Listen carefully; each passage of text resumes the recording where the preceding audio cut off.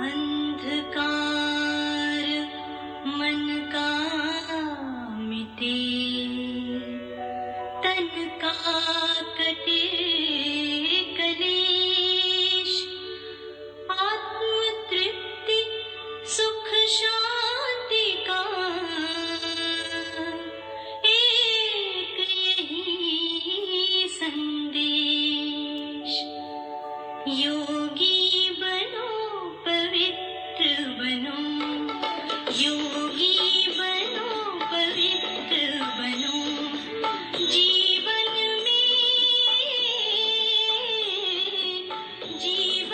में सचरित्र बनो।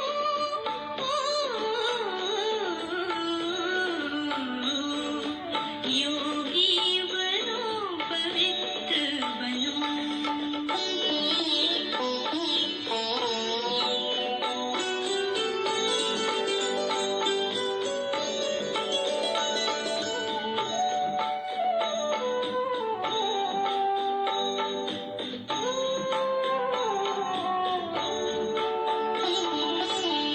निर्मल मन हो निश्चल वाणी, हृदय में छलके प्यार, बहे ज्ञान की पावन गंगा, स्वर्ग बने संसार।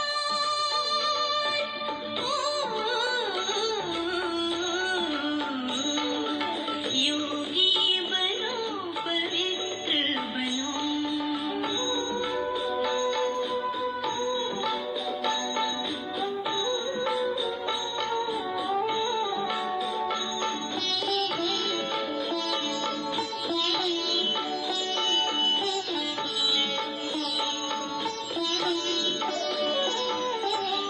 मन मधुबन हो दिव्य गुणों की, फैले मधुर सुवास, अमर त्याग की दीप शिखावन, घर घर करो प्रकाश।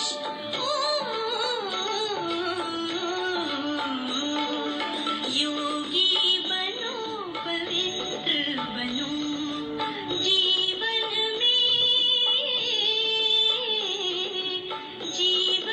में सचरित्र बनो।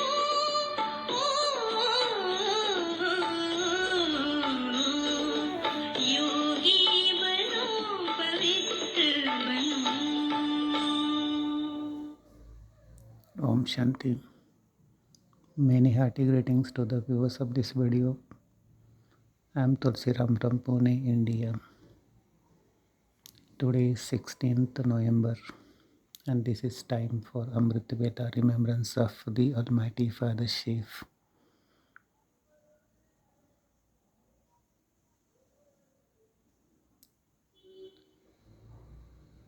This is the most auspicious time of the world time cycle of 5000 years.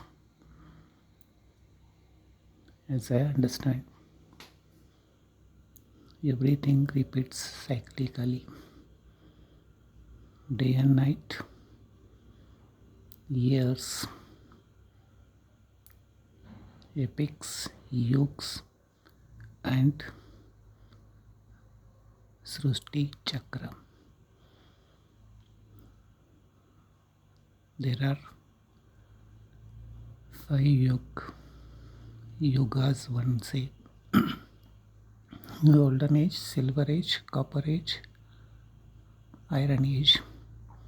But very few fortunate ones know about the auspicious benevolent confluence age, Sangam Yuga, which is at present in its fag end or last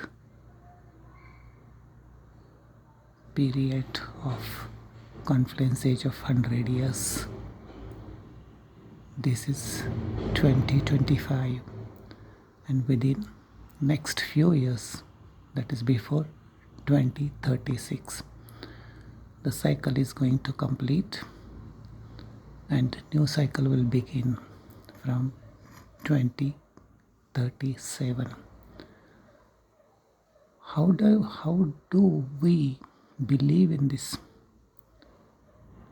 And who can give this knowledge to souls on the world? And when? Only the creator, director, and the main actor can narrate this and give that knowledge to the souls who come in births and rebirths. And the one who does not come in births and rebirths, that is only one entity, that is Almighty Father Shiv. Why I am saying Almighty Father? He has the might to transform vicious souls into pure souls. तमो प्रधान आत्माओं को सतो प्रधान बनाने की सर्व शक्तियाँ, सर्व युक्तियाँ उस एक ही परमपिता परमात्मा में है, लेकिन उसको भी वो कार्य मूल वतन में बैठकर नहीं करना होता, उसको आना होता है हमारे लिए, हमारी विशेष दुनिया में, कलयुग में। और वो आने के लिए वो चैरियट बनाते हैं। सामने जो देख रहे हैं आप, अव्यक्त रूप का चेहरा फादर ब्रह्मा, लेकिन ये अव्यक्त अभी है 1969 18 जनवरी के बाद आज तक, और ये रहेंगे 2036 तक। फिर वही ब्रह्मा जो अभी ब्रह्मा कुमारी इसके पिता है, पिताश्री है, योगेश्वर है, योग करके अपनी स्थिति बनाए हैं, वही 2037 में श्री कृष्ण के रूप में धरती पर ही अवतरित हो जाएंगे। उसके बाद कहा जाएगा नवयुग, नई दुनिया, सतयुग, golden age. Why I am telling this to you all? Because I feel you are the pure souls and everyone is a pure soul, but we have become vicious through 5 vices: lust, anger, greed, attachment and egos. But that's not our original sanskars. We have adopted them from Copper Age onwards, and it has become the extreme now.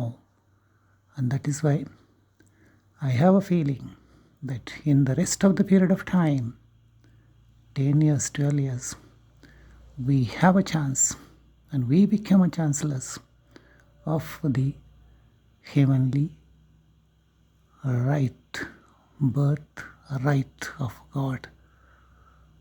And whom he gives this birthright?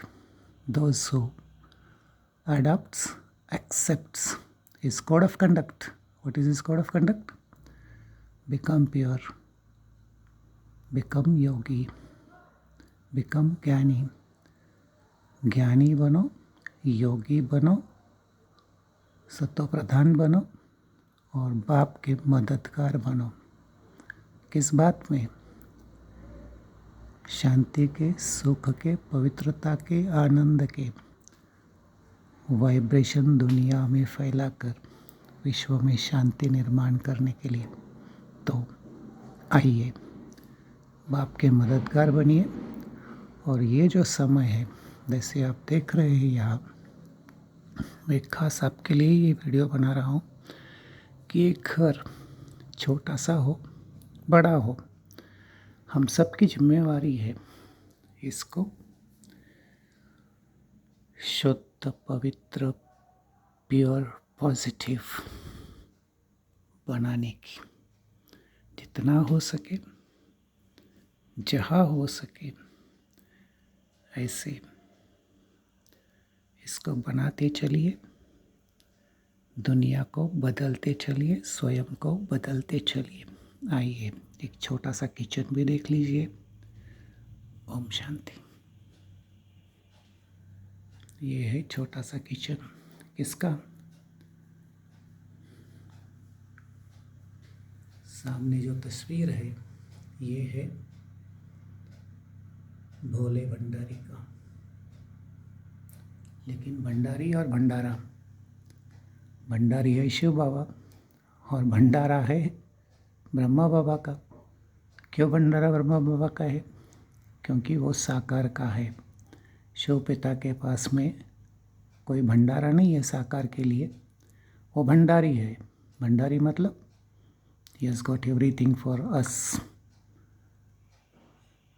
And अगर उसी के याद में, ब्रह्मा की याद में हम जितना अपना भंडारा कहो, किचन कहो, उनके वाइब्रेशन से इस्तेमाल करते, उतनी शुद्धता, पवित्रता हर पदार्थ में भी और वस्तुओं में भी, साथ में 5 एलिमेंट के बने हुए प्रकृति में फैलती है।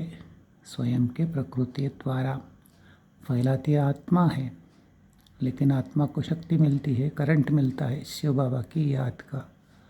वही अन्न में भी जाता है और कहा जाता है जैसा अन्न वैसा मन, जैसा पानी वैसी वाणी।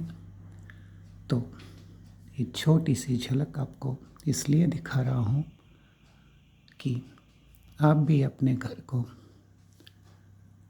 पवित्र वाइब्रेशन से, पवित्र दुनिया में चलने के लिए एक फाउंडेशन बना लीजिए, बाप की याद में रहे और आपके घर में आने वाले, रहने वाले, रिश्ते वाले, संबंध संपर्क वालों के लिए एक सुंदर सा मौका प्रदान करिए।